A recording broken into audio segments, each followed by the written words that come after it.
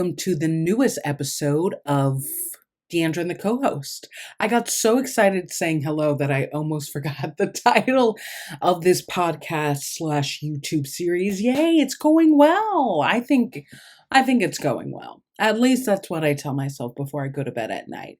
But this episode is actually I I had the opportunity to interview Candice Hoyes, who is an amazing artist. She went to Columbia University. She's fiercely intelligent and super calm. And she's the type of calm that is so, like, it's her very nature to be thoughtful and peaceful. And I feel like that fascinates me because I've always been thoughtful, but calm and peaceful, that's just something that I've had to develop through the years. You get hit a billion times, and after a while, you tell yourself, I can't keep reacting negatively to the same things. Issues are always going to be there. I can't have the anger, the sadness, the depression, but it's hard. It's hard to get rid of your sadness or your hopelessness because there will always be a problem. And there's just this feeling of the only way I can have peace, the only way I can have joy is if problems are gone. And that's just not going to happen, not on this earth. And 2020 definitely showed us that. We're all still going on social media, acting like we're okay, making pandemic jokes, how'd you spend your stimmy? But the truth is, a lot of people have suffered financially, in terms of loss, uh, in every way: family, money, jobs, dreams. It's been a year of forced rebirth for a lot of people, especially when analyzing our current justice system. And for many, this year was a solidification of something that we knew. There's no justice, at least not if you are a certain color, a certain race, a certain ethnicity, or of a certain class. Let's be honest, let's be real. And Candice Hoyes is real, but she's real calm. Like, it's rare you see somebody who is so open and so thoughtful and so cool in the chillest way. I really liked her, and I think you'll like our interview. We talk about social justice because that's who she is. We talk about Zora Neale Hurston, Langston Hughes, how Black artistry has influenced us both. Roberta Flack, Donny Hathaway, I mean, you name it. We name drop. And the discussion of how music needs to be political, needs to be revolutionary, needs to be pushing buttons, because who else is going to push if not the artist? Throughout history, the artist has always been the one to spark reflection in humanity and thus spark revolution. So let's listen to Candice Hoyes and how she is sparking her own revolution with her music. Enjoy this new episode of Diandra the Co-Host featuring Candice Hoyes. I'm Diandra Reviews, and I hope you enjoy. And go over to DiandraReviewsItAll.com, where I have plenty more episodes, plenty more reviews on your favorite, newest movies, music, albums, theater, when we have that again, books, all of it, you name it, television. Go, go, go, go now. Check it out.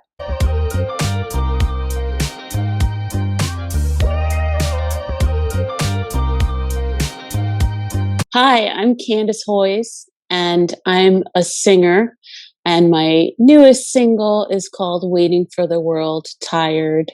And it's a song about accountability, and it came out of everything that I've been feeling in this time of great confinement.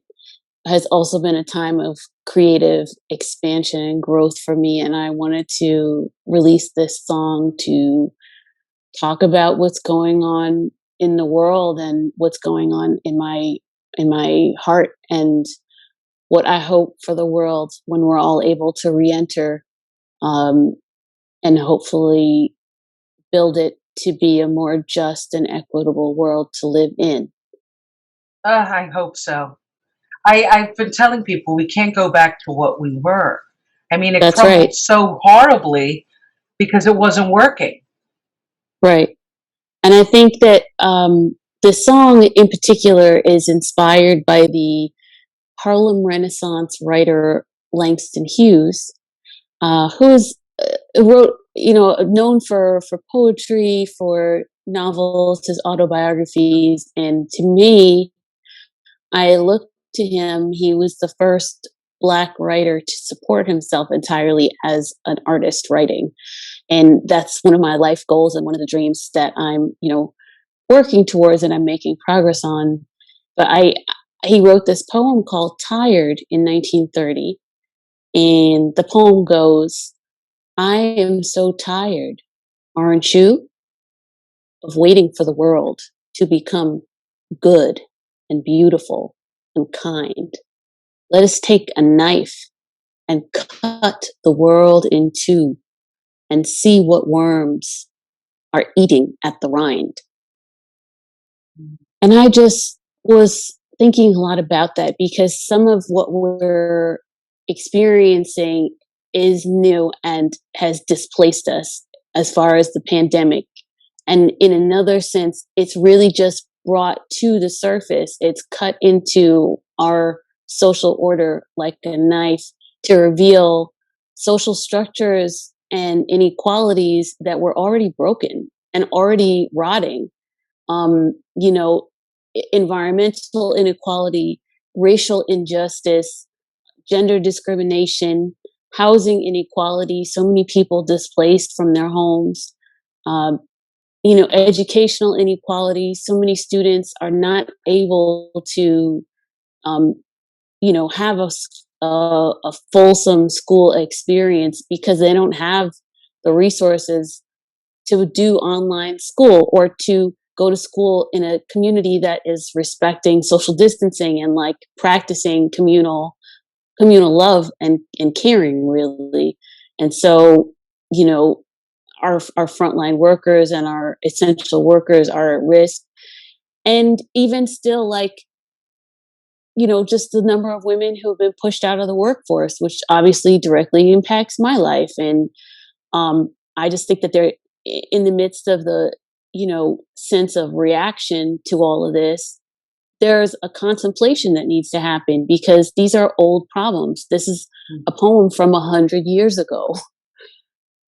Can we use the experiences that we're gaining now to look at old problems in a new way and create some solutions that are just and equitable for everyone, including and more than including, but uh, just reconstructing the way that we do things.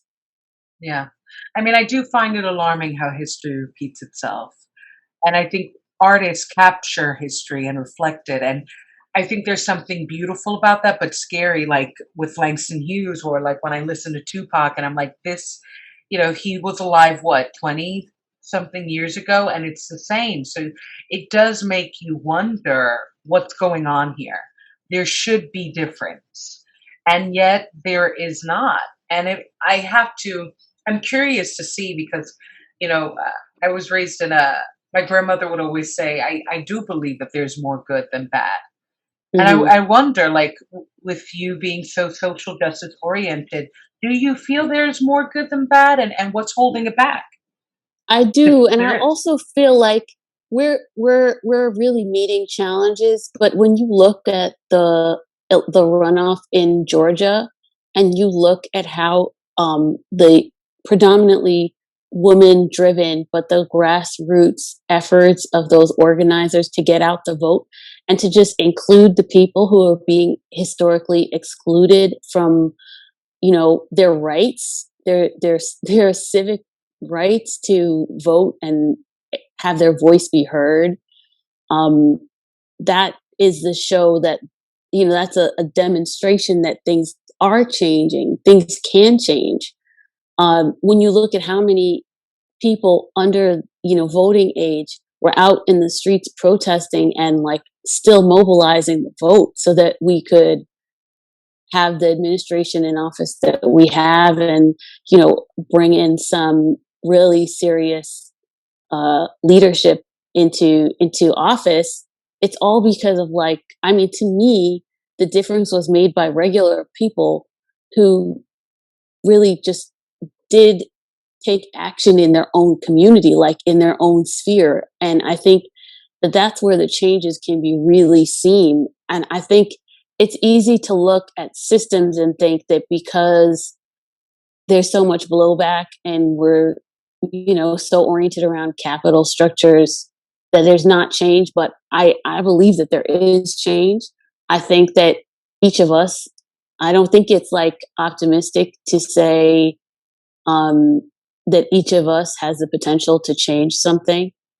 That's Yeah. also why I wanted the song, even though it has this inspiration of a vintage poem, to sound very Afrofuturistic, very soulful, very much like the joyful Black spaces that made me the woman that I am, like cookouts and family gatherings, cleaning the house with my parents and my sister on a Saturday morning, and like the type of music that we would play on long drives, basement parties, all of that joyful music, soul music, that, like, Stevie Wonder and Donny Hathaway and Roberta Flack, and just music that embraced the struggle and also embraced the joy and the hope in it.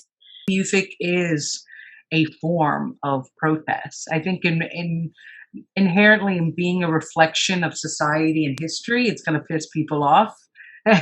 So there is Yeah. that aspect of rebellion and yeah, and protests. And I would say that I don't know, like I think that the desperation of people, I feel it too in terms of, I'm Latina and I feel it in my own community and its own struggles of human rights and Yes. equality. I'm from Puerto Rico specifically, which has a tragic history.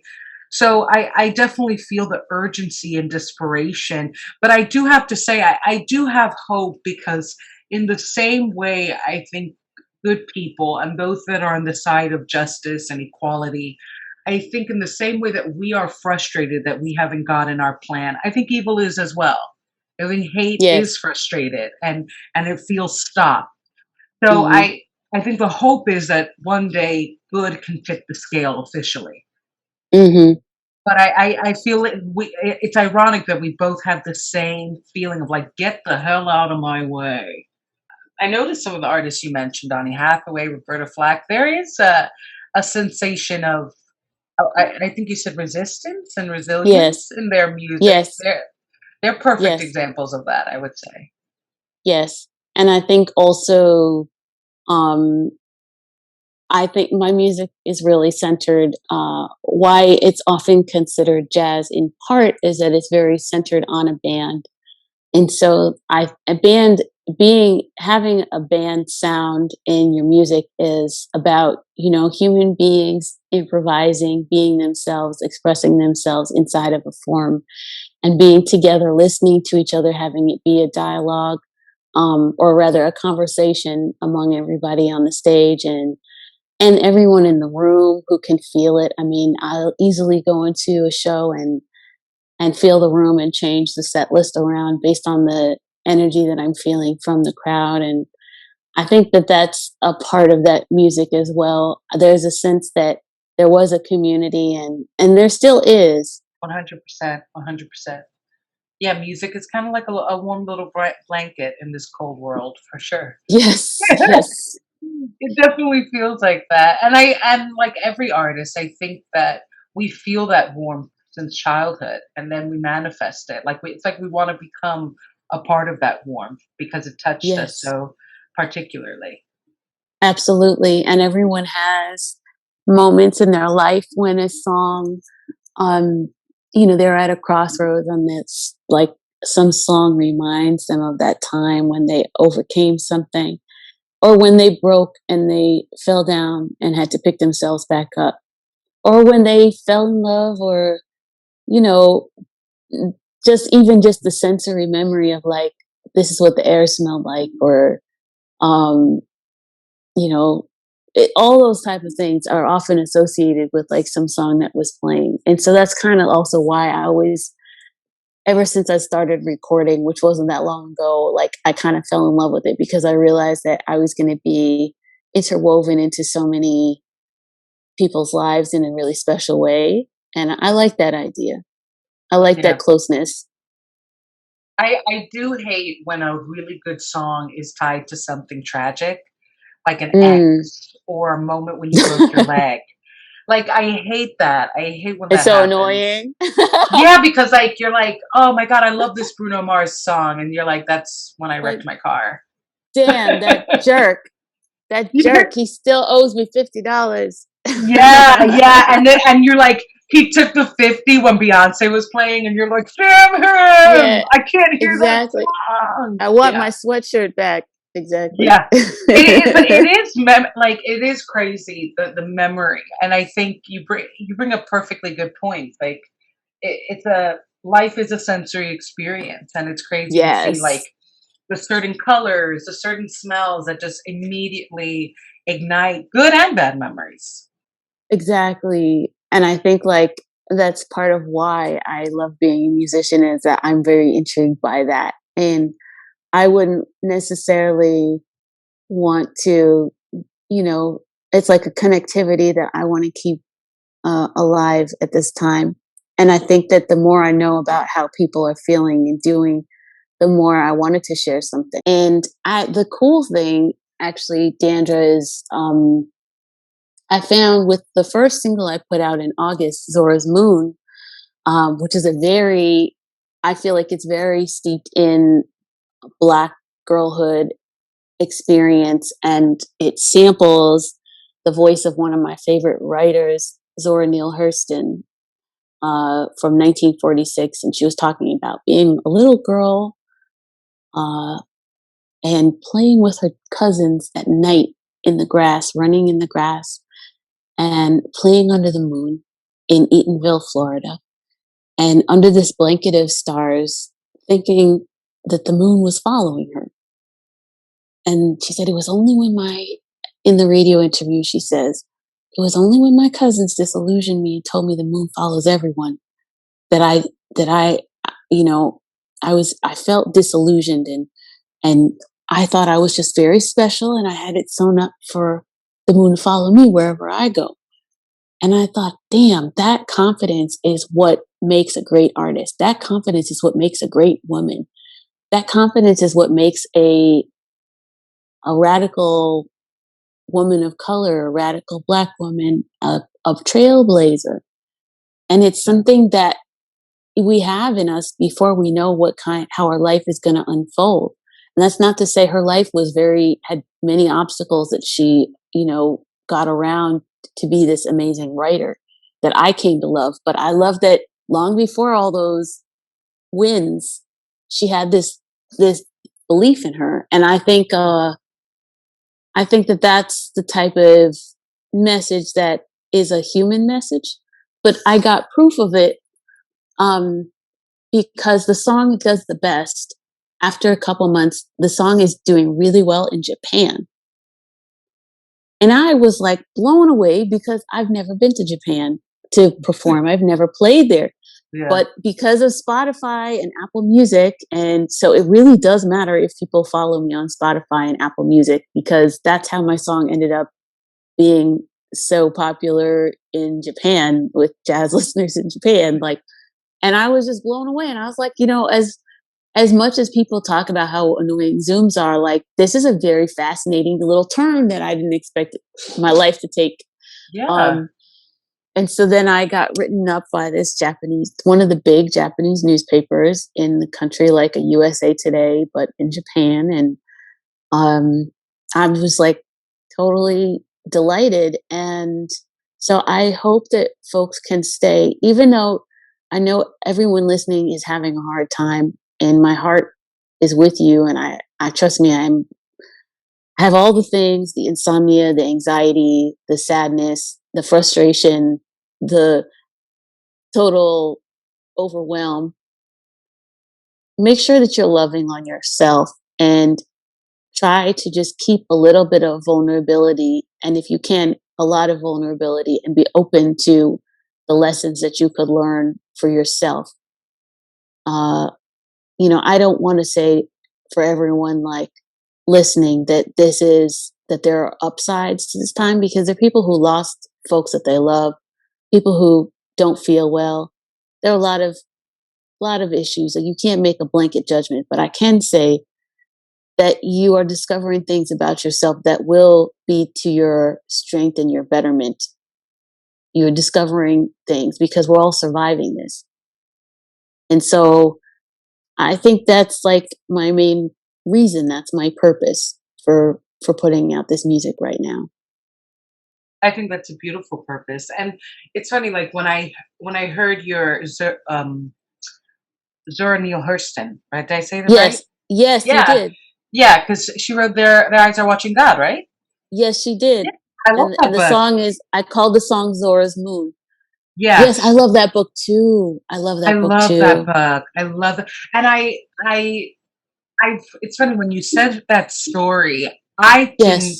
I love that you saw it as a tale of confidence because I saw it as a tale of dreaming. I think that is so Yes. key to an artist, their imagination. And I think the trial of an artist as a person and where this is where the mental health battles might begin for them is that because we are such dreamers, there is this feeling of my dreams have to come true, but perhaps the most important thing to do in life, to keep living and keep going, is to keep dreaming. Not necessarily Yes. make the dreams come true, but make sure the dreaming always happens. I agree. And I think that this time is a very perfect example. I was playing festivals in February. I got great reviews. I was planning the tour, and then those things all shifted and went away. And I've replaced those dreams with other ones. Um, and I'm watching new ones be fulfilled, like I was saying about Zora's Moon and all the fascinating new corners of the world that it's going to. Yeah. Before I can get on a plane to get there, it's winged its way somewhere else. And those are new dreams that I never had at the time, per se. I think that dreams get replaced by new dreams, and people walk into your life, or you move to a new place, or you often lose something. We all lose something and someone sometimes, and there becomes a space that gets, filled with a new dream. Yeah. I agree. Yeah. I think it's survival. I think it's the Yes. key to actually living. And it's hard to learn that lesson. I think that especially if you've had a hard life, and I think with Azora is a perfect example. I mean, being in the 1940s, a black woman, dreaming to dream was an exercise, a mental exercise. So I think that the hardships of our life can cut that feeling of dreaming, and that's part of oppression as well. Make sure a person doesn't see themselves nor dream for themselves, but Yes. you have to. You just it's the key to joy, I think. Yes. And I also think that seeing those things manifest in your life often, especially for women of color, Black and brown women, and for many people who have been marginalized from spheres of power, realizing and manifesting those dreams requires disrupting the systems that are in place. As we watched her do, I mean, even with that book, that book is a radical book. It's a different kind of expression of woman's sexuality, of her evolution. It's a commentary on race and gender, politics, and roles. And it's also just the form of the book is its own thing that changed literature. And I think that can be found in my music. She's one of the Yeah, people, one of many people. I get my inspiration, like I told you, from my childhood. And all of that, she was really moving through spaces and places that she was not, that a Black woman hadn't been before. She was the first Black woman to graduate from Barnard, and many, many firsts. and in my own sphere, I'm the first musician in my family. Um, I'm pretty much the only Black woman from Harvard College that I know who's a professional musician. There's like a loneliness to that, but there's also a great power because you know that you're making a path wider for the next person coming Yeah. after you. You're gonna make me give you recommendations. I'm like, do you read poetry? Like my favorite poet is Jose Marti. I love like philosophers. Sure. Uh, have you ever read like in terms of great novels about Black womanhood? There is White Sargasso Sea, which I love. Yes. Have you read that one? Yes. I love that. I love that. Yes. I took So it good. I got to read it as I studied about Latin America and the Caribbean, and I got to read it with my like professor who focused on Caribbean history, and the way she broke it down was so beautifully.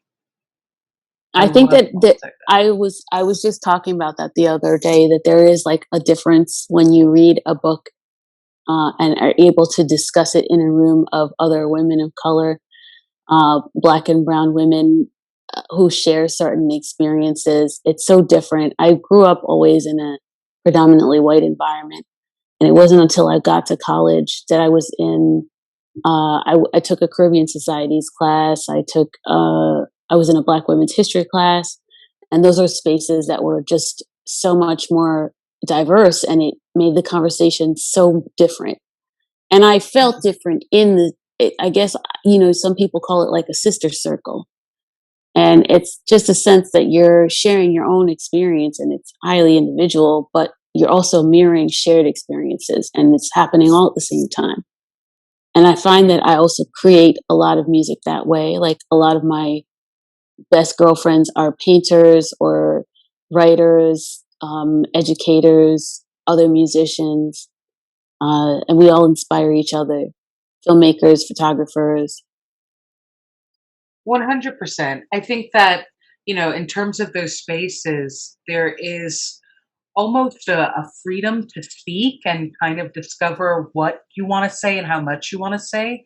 Whereas, Yes. like, when I study, there were many times, like, when I studied about social justice, that I was like the only Latina or the only woman in the room. And there was this feeling of who, when can I speak? How can I speak? We're kind of catering to the men or say the white people in the room and not fully saying my truth because Right.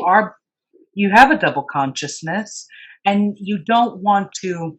I do feel that at times when you try to bring up issues, there is this, I call it like the exception argument, where somebody says, I don't know what white person or what man you've met, but I'm not like Exactly. that. And Exactly.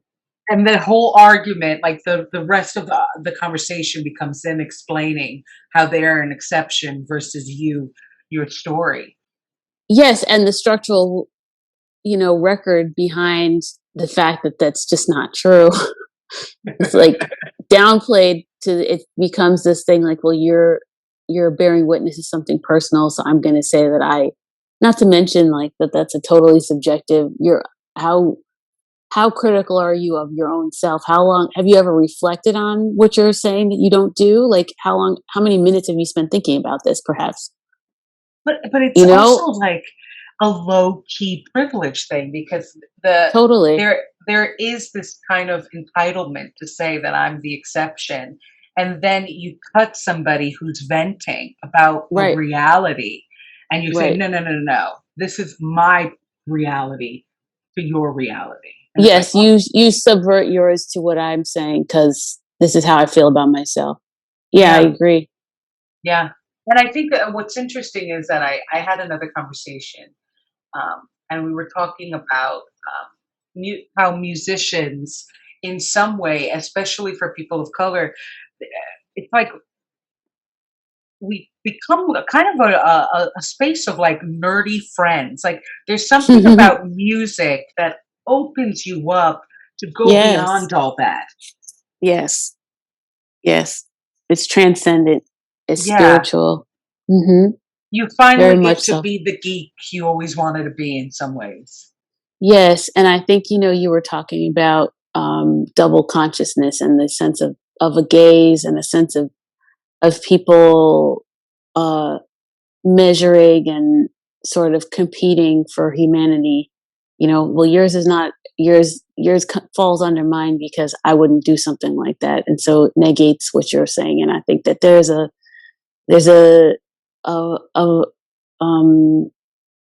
eternal humanity in music, irrepressible humanity, that human experience that can't be, you know, broken down in that way. And I agree. It definitely like gives you the power to say, I I love myself how I am, and I feel like how I feel when I listen to this or when I play this is undeniable, and it's Yeah. me. And it's like the closest thing to meeting myself is often, I think, through music and playing. I think eternal humanity is such a beautiful phrase because I think it made me think that in some ways, what makes it humane is that you're not trying to. I think part of exceptionalism is that you really want to just comfort yourself and say you're a good guy despite it all. And what music does is it makes everything other centered. It's all Yes, about comforting the other and yes, connecting with the other. And I think that is where humanity is born when you leave yourself to be with yes. someone else. Yeah, that's right. It is an open heart. It is open arms. You know, good music is open arms. And Hmm. fashion. I mean, you put your topics were music, art, fashion, food. I'm curious, like where does the fashion and the food come in? Oh well, I think it also starts with the roots for me. Um, I think those are two ways that I've always expressed myself along the same timeline as starting to play music and starting to read books. Um, my both my grandmothers were seamstresses, and in fact, they were designers.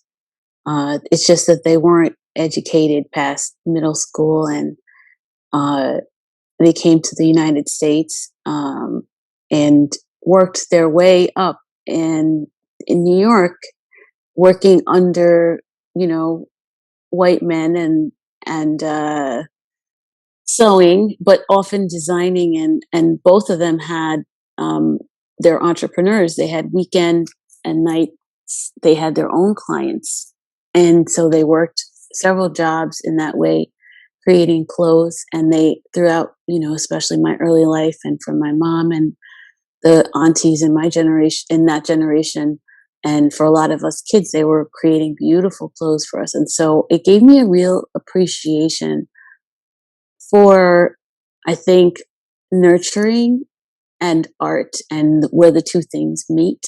Oh, I love that. That's It actually, I lovely. can put it on. Um, I had just worn it in the broadcast, so I had it right next to my chair, and I want to put it on really carefully.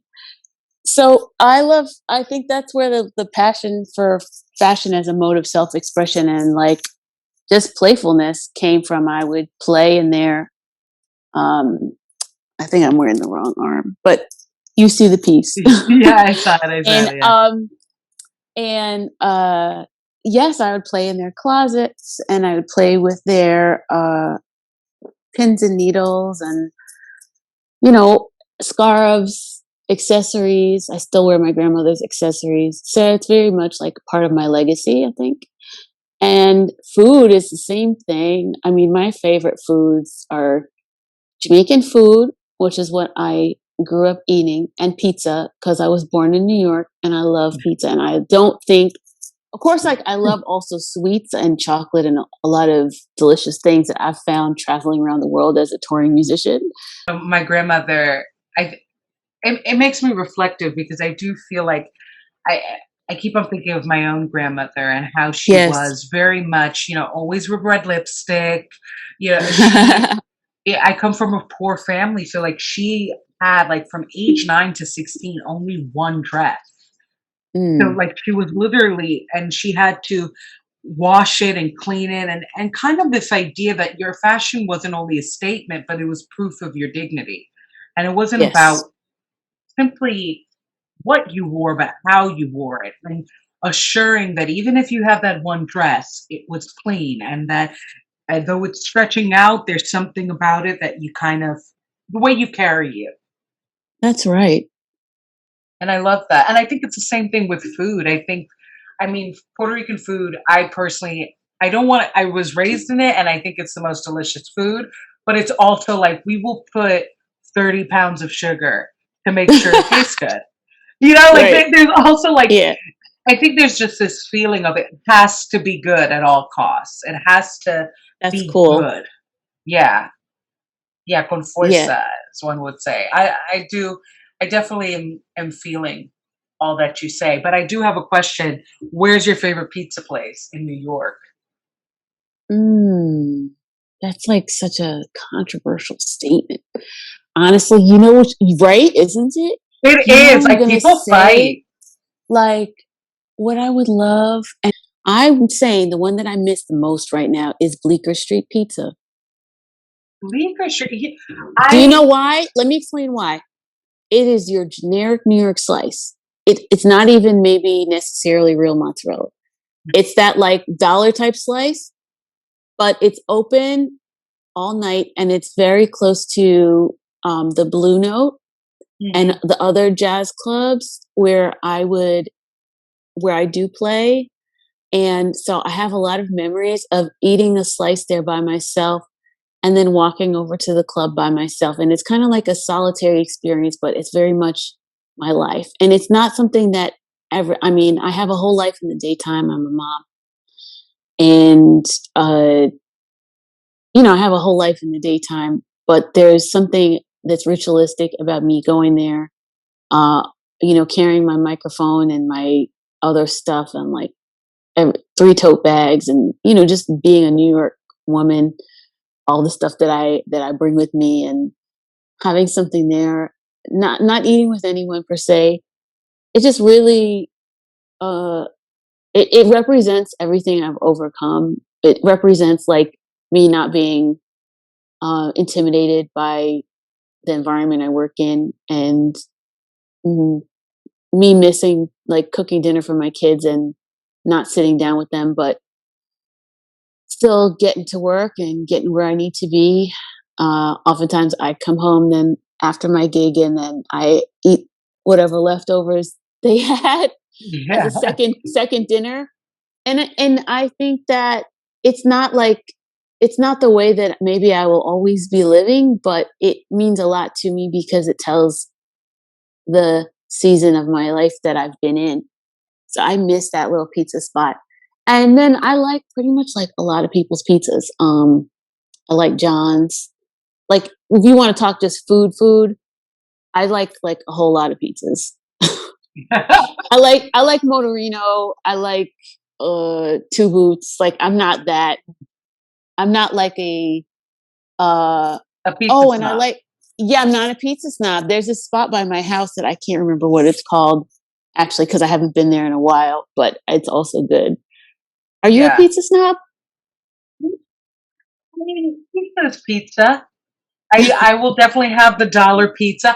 I do have my favorites. Like there's one spot in the Bronx that's like right by the expressway that it's run by these two Puerto Rican brothers, and it's the best sliced pizza. Ooh la And then la. and it's like massive. I love when like I love I love like when Latino people do Italian food or like Yes. try like Black people do Chinese food. Like I love Yes. when we, because there is like this added kick that we're like, Yes. ooh, yes, this is nice. But I do love when you said Bleecker Street Pizza. I was like Prince Street Pizza, which Oh, I is don't know about like, that. oh, it's like super famous. And because I did a lot of concerts like around Bowery, like in terms of Okay. photography. Yes. It's like it's really good, those squared pizzas, which I've never Yes, been really yes. a fan of, but definitely delicious. And like it became famous because all these celebrities went. and it's like the best pepperoni pizza I've Oh, ever I've had. been there before. I have been there before. There's not that many tables. No, there's no tables. It's like it's always a Yes, line, and like you could I have stand been and there. Yes, I've been there, yeah, and that was yeah. delicious. And I overate. I made myself. Yeah, I ate like Yeah. one piece too many. And it's right across that cupcake place that has Yes, yes, really yes, good cheesecakes. Again, yes. it's like you go in for one thing, and it's like there's a hidden. I love that. Yeah, Like you go in New for York is it's good such like that. cupcakes. Yeah, yeah. New York is Yes, special yes, like that. We always have to. We can't just be what we say we are. We have to be. There's surprises to us. Well, that brings yes, me to my last topic, which is technically yours, which is travel. And I guess the question is, ending the conversation, where do you want to go? What is the dream spots that you've Oh, marked? what a delicious question. No pun intended from the food talk, but that's a fab question. I want to go. Oh, there are places. Well, I want to go to Jamaica again. I want to go home. I'd like to see my extended family that's there. Make sure they're well. Some of them had COVID and recuperated, and I want to see my loved ones, like so many of us, right? Uh, Places I want to go. Oh, honey, I want to go to London and Paris, which is where there's Mm. a lot of places for me to play and friends there. I'd like to go places I've never been. I want to go to, like I told you, Japan is so appealing to me. I'd love a Japanese tour. Australia's already pretty much open. So that seems so appealing. Yeah. Um, yeah, I'm very, very much looking forward to these coming days. The news about the vaccine has been really encouraging to me. And I hope that that rollout, this rollout continues to make its way towards like our age group, and that we can live our lives outside again. One of the places I want to travel to is a damn studio. I'd like to go in a Yeah. studio, and I have another album to record, but the one that I'm going to put out with these singles is fully mastered, and it'll come out this year. So I know that 2021 will bring touring, well, at least 2022. 2021 will bring music.